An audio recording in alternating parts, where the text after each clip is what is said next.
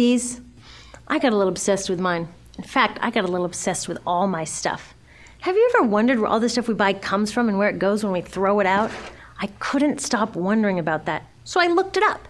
And what the textbook said is that stuff moves through a system from extraction to production to distribution to consumption to disposal. All together, it's called the materials economy.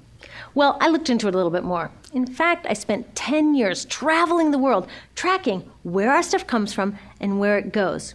And you know what I found out? That is not the whole story. There is a lot missing from this explanation. For one thing, this system looks like it's fine. No problem. But the truth is, it's a system in crisis. It's interacting with societies, cultures, economies, the environment, and all along the way, it's bumping up against limits. Limits we don't see here because the diagram is incomplete. So let's go back through. Let's fill in some of the blanks and see what's missing. Well, one of the most important things that's missing is people. Yes, people. People live and work all along this system.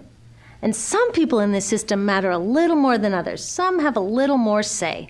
Okay, so let's see what else is missing from this picture. We'll start with extraction, which is a fancy word for natural resource exploitation, which is a fancy word for trashing the planet.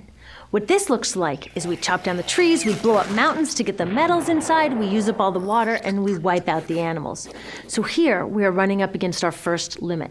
We are running out of resources. We are using too much stuff. Now I know this can be hard to hear, but it's the truth, so we've got to deal with it. In the past 3 decades alone, 1/3 of the planet's natural resource base has been consumed. Gone. We are cutting and mining and hauling and trashing the place so fast that we're undermining the planet's very ability for people to live here. 75% of global fisheries now are fished at or beyond capacity. 80% of the planet's original forests are gone. In the Amazon alone, we're losing 2,000 trees a minute. That is 7 football fields a minute. And what about the people who live here? Well, according to these guys, they don't own these resources, even if they've been living there for generations. They don't own the means of production, and they're not buying a lot of stuff. And in this system, if you don't own or buy a lot of stuff, you don't have value. So next, the materials move to production. And what happens there is we use energy to mix toxic chemicals in with the natural resources to make toxic contaminated products. There are over 100,000 synthetic chemicals in use in commerce today. Only a handful of them have even been tested for health impacts, and none have been tested for synergistic health impacts. That means when they interact with all the other chemicals we're exposed to every day. So we don't know the full impact on health and the environment of all these toxic chemicals, but we do know one thing: toxics in, toxics out. As long as we keep putting toxics into our industrial production systems, we're going to keep getting toxics in the stuff that we bring into our homes and workplaces and schools, and our bodies. Yep, toxics in, toxics out. A lot of the toxics leave the factories in products, but even more leave as byproducts or pollution. And it's a lot of pollution. Who wants to look at and smell 4 billion pounds of toxic chemicals a year? So what do? Move the dirty factories overseas. Pollute someone else's land. But surprise, a lot of that pollution is coming right back at us, carried by wind currents. So what happens after all these natural resources are turned into products? Well, it moves here for distribution. Now, distribution means selling all the toxic contaminated junk as quickly as possible. The goal here is to keep the prices down, keep the people buying, and keep the inventory moving. How do they keep the prices down? Well, they don't pay the store workers very much, and they skimp on health insurance every time they can. It's all about externalizing the costs. What that means is that the real costs of making stuff aren't captured in the price. In other words, we aren't paying for the stuff we buy. I was thinking about this the other day. I was walking to work and I wanted to listen to the news, so I popped into a Radio Shack to buy a radio. I found this cute little green radio for $4.99.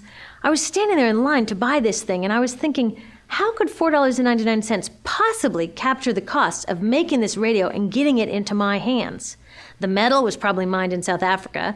The petroleum was probably drilled in Iraq. The plastics were probably produced in China. And maybe the whole thing was assembled by some 15-year-old in a maquiladora in Mexico. $4.99 wouldn't even pay the rent for the shelf space it occupied until I came along, let alone part of the staff guy's salary who helped me pick it out, or the multiple ocean cruises and truck rides pieces of this radio went on. That's how I realized I didn't pay for the radio. How much we consume. And do we? We shop and shop and shop. Keep the materials flowing. And flow they do. Guess what percentage of total materials flow through this system is still in product or use 6 months after their date of sale in North America? 50%? 20? No. 1%.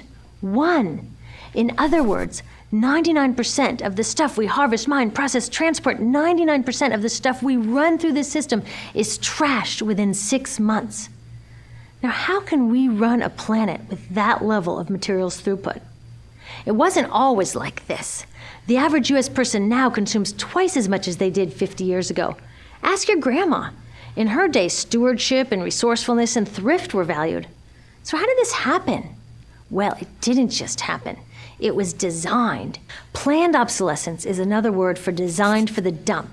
It means they actually make stuff to be useless as quickly as possible, so we'll chuck it and buy a new one. It's obvious with things like plastic bags and coffee cups, but now it's even big stuff. Mops, DVDs, cameras, barbecues even, everything. Even computers. Have you noticed that when you buy a computer now, the technology is changing so fast that in just a couple of years, it's actually an impediment to communication? I was curious about this, so I opened up a big desktop computer to see what was inside. And I found out that the piece that changes each year is just a tiny little piece in the corner. But you can't just change that one piece because each new version is a different shape. So you gotta chuck the whole thing and buy a new one. So I was reading industrial design journals from the 1950s when planned obsolescence was really catching on. These designers are so open about it. They actually discuss how fast can they make stuff break that still leaves the consumer having enough faith in the product to go out and buy another one. It was so intentional. But stuff cannot break fast enough to keep this arrow afloat. So there's also perceived obsolescence. Now, perceived obsolescence convinces us to throw away stuff that is still perfectly useful. How do they do that? Well, they change the way the stuff looks. So if you bought your stuff a couple of years ago, everyone can tell that you haven't contributed to this arrow recently. And since the way we demonstrate our value is contributing to this arrow, it can be embarrassing. Like, I've had the same fat white computer monitor on my desk for 5 years. My coworker just got a new computer. She has a flat, shiny, sleek monitor. It matches her computer, it matches her phone, even her pen stand. She looks like she's driving in Spaceship Central, and I look like I've got a washing machine on my desk. Fashion is another prime example of this. Have you ever wondered why women's shoe heels go from fat one year to skinny the next to fat to skinny? It's not because there's some debate about which heel structure is the most healthy for women's feet. It's because wearing fat heels in a skinny heel year shows everybody that you haven't contributed to that arrow as recently, so you're not as valuable as that person in skinny heels next to you, or more likely in some ad. It's to keep us buying new shoes. Advertisements and media in general plays a big role in this. Each of us in the U.S. is targeted with over 3,000 advertisements a day. We see more advertisements in 1 year than people 50 years ago saw in a lifetime. And if you think about it, what's the point of an ad except to make us unhappy with what we have? So 3,000 times a day, we're told our hair is wrong, our skin is wrong, our clothes are wrong, our furniture is wrong, our car is wrong, we are wrong, but it can all be made right if we just go shopping. Media also helps by hiding all of this and all of this. So the only part of the materials economy we see is the shopping. The extraction, production, and disposal all happens outside of our field of vision. So in the US, we have more stuff than ever before. We have more stuff, but we have less time for the things that really make us happy. Friends, family, leisure time. We're working harder than ever. Some analysts say we have less leisure time than any time since feudal society. And do you know what the two main activities are that we do with the scant leisure time we have? Watch TV and shop. In the US, we spend 3 to 4 times as many hours shopping as our counterparts in Europe do. So we're in this ridiculous situation where we go to work, maybe 2 jobs even, and we come home and we're exhausted, so we plop down on our new couch and watch TV, and the commercials tell us you suck, so you gotta go to the mall to buy something to feel better, and then you gotta go to work more to pay for the stuff you just bought, so you come home and you're more tired, so you sit down and you watch more TV, and it tells you to go to the mall again, and we're on this crazy work, watch, spend treadmill, and we could just stop. So in the end, what happens to all the stuff we buy anyway? At this rate of consumption, it can't fit into our houses, even though the average house size has doubled in this country since the 1970s. It all goes out in the garbage. And that brings us to disposal. This is the part of the materials economy we all know the most because we have to haul the junk out to the curb ourselves. Each of us in the United States makes 4.5 pounds of garbage a day. That's twice what we each made 30 years ago. All of this garbage either gets dumped in a landfill, which is just a big hole in the ground, or if you're really unlucky, first it's burned in an incinerator and then dumped in the landfill. Either way, they both pollute the air, land, water, and don't forget, change the climate. Incineration is really bad. Remember those toxics back in the production stage? Well, burning the garbage releases the toxics up into the air. Even worse, it makes new super toxics, like dioxin. Dioxin is the most toxic man-made substance known to science, and incinerators are the #1 source of dioxin. That means that we could stop the #1 source of the most toxic man-made substance known just by stopping burning the trash. We could stop it today. Now, some companies don't want to deal with building landfills and incinerators here, so they just export the disposal too. What about recycling? Does recycling help? Yes, recycling helps. Recycling reduces the garbage at this end, and it reduces the pressure to mine and harvest new stuff at this end. Yes, yes, yes, we should all recycle, but recycling is not enough. Recycling will never be enough for a couple reasons. First, the waste coming out of our houses is just the tip of the iceberg. For every 1 garbage can of waste you put out on the curb, 70 garbage cans of waste were made upstream just to make the junk in that 1 garbage can you put out on the curb. So even if we could recycle 100% of the waste coming out of our households, it doesn't get to the core of the problems. Also, much of the garbage can't be recycled, either because it contains too many toxics or it's designed not to be recyclable in the first place.